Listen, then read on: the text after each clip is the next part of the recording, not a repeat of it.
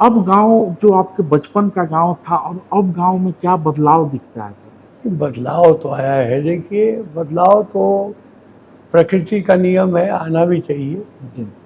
लेकिन मैं कहूँगा कि कृषि उपकरणों के चलन से नए नए तरह के कृषि उपकरण आ गए। ट्रैक्टर आ गया, तो थ्रेसर आ गया, तो बीज बोने की मशीन आ गई, तो तरह तरह की चीज।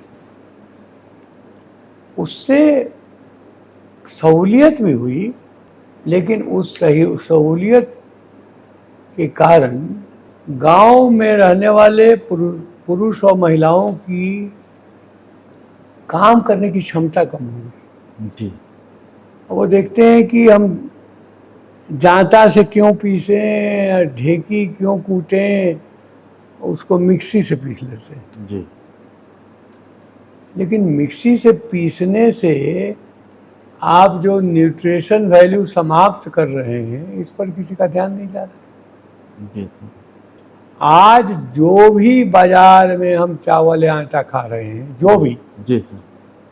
कितना भी बड़ा ब्रांड हो, वो गाय और बकरी जो खा रही है उससे रद्दी आपको वो भी नहीं मिल रहा है जो कि गाय या बकरी खा रही है। लेकिन जिसको हम लोग मोटंजा कहते थे, आप लोगों के जमाने में तो कहते थे, मैंने अरे अच्छा उनका एक मोट में ही खाला लोग, मैंने गांव में शादी विवाह भी करना होता था तो बेटी का ब्याह करते समय देखा जाता था कि अच्छा फलाना गांव के लोग कैसन खाना खाला। लेकिन अब फिर से हम ये अभी ये बात 70 साल की है। जी। ये जो आप कह रहे हैं ना, जी। ये 70 साल पहले की बात है कि लोग ये बात करना शुरू किए थे। जी।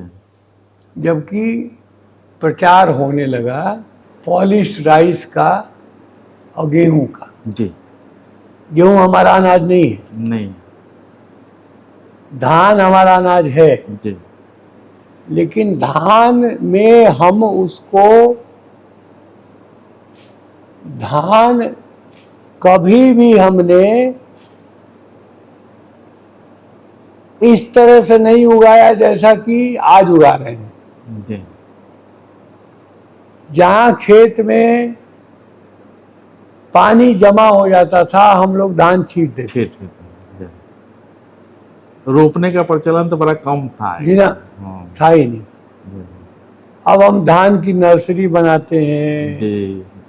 फिर उसको रोपते हैं, रोपने के बाद उसमें पानी देते हैं, फिर खाद देते हैं, फिर कीटनाशक देते हैं, फिर ग्रोथ प्रमोटर देते हैं। इससे हो ये रहा है कि पहली बात ये है कि किसानों की लागत बढ़ रही है। दूसरी बात यह है कि पर्यावरण की भयंकर क्षति हो रही है। पानी का जो दुरुपयोग धान और गेहूं में हो रहा है जी। वो कहीं नहीं हो रहा है। 1 किलो धान या गेहूं के लिए या गन्ना के लिए 8 से 10 हजार लीटर पानी आप बर्बाद कर रहे हैं।